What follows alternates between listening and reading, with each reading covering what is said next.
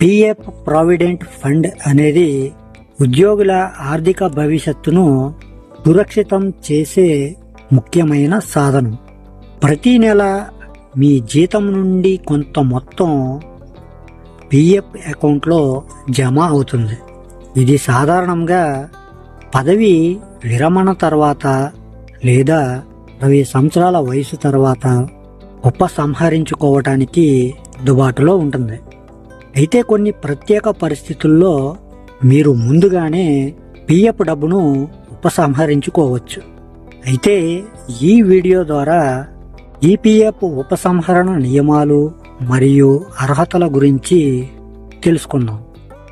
మరి వీడియోలోకి వెళ్ళిపోదామా? హాయ్ ఫ్రెండ్స్, నా పేరు Jayaramakrishna. Welcome to our channel RK facts and technological.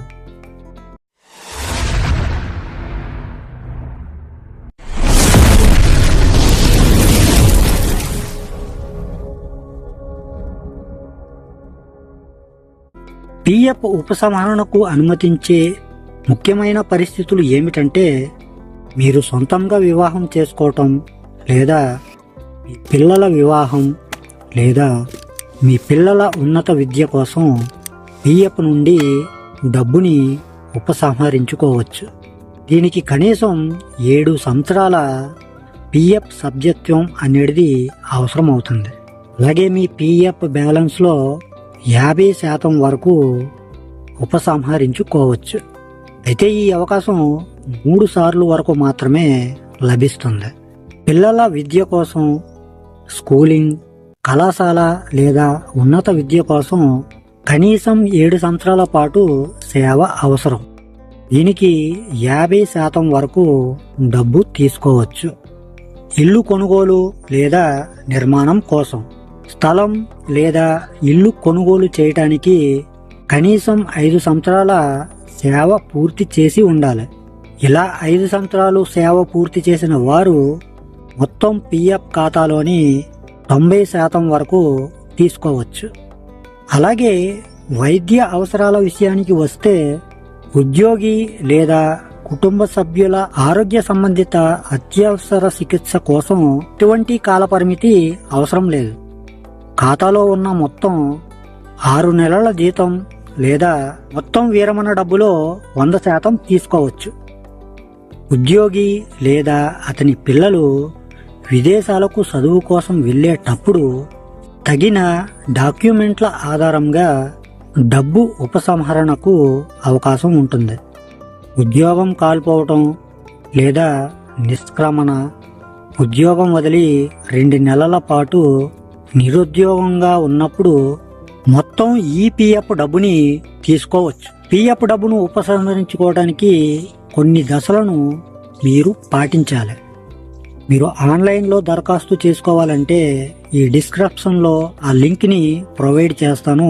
అక్కడి నుంచి దాన్ని క్లిక్ చేసి మీరు దరఖాస్తు చేసుకోవచ్చు. యుఏఎన్ మరియు కేవైసి, మీ యూనివర్సల్ అకౌంట్ నెంబర్ యుఏఎన్ సక్రియంగా ఉండాలి మరియు ఆధార్, బ్యాంక్ ఖాతా వివరాలు కేవైసీతో లింకు చేయబడి ఉండాలి. ఫారం సమర్పణ, ఉపసంహరణ కారణాన్ని ఎంచుకుని అవసరమైన డాక్యుమెంట్లను అప్లోడ్ చేయాలి.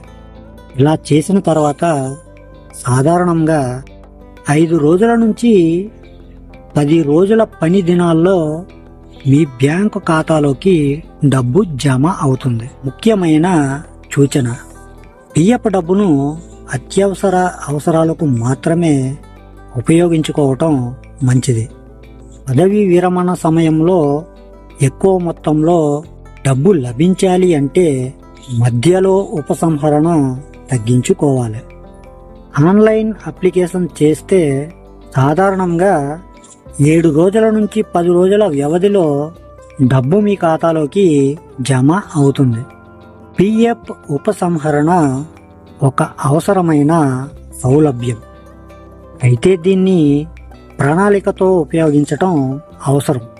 అత్యవసర పరిస్థితుల్లో ఇది మీకు ఆర్థిక భద్రతగా నిలుస్తుంది.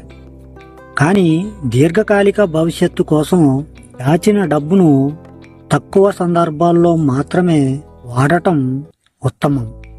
సో ఫ్రెండ్స్, మరి ఈ వీడియోని మీరు ఇంతవరకు చూసినట్లయితే లైక్ చేయటం, మరికొంతమందికి షేర్ చేయటం అస్సలు మర్చిపోకండి. అలాగే ఇటువంటి మరిన్ని అప్డేటెడ్ అండ్ ఇన్ఫర్మేటివ్ వీడియోస్ కోసం మన ఛానల్ని సబ్స్క్రైబ్ చేసుకుని పక్కనే ఉన్న బెల్ ఐకాన్ని క్లిక్ చేసి ఆల్ అనే ఆప్షన్ని యాక్టివేట్లో పెట్టుకుంటే నా నుంచి వచ్చే ప్రతి వీడియో కూడా మీ వరకు చేరిపోతుంది.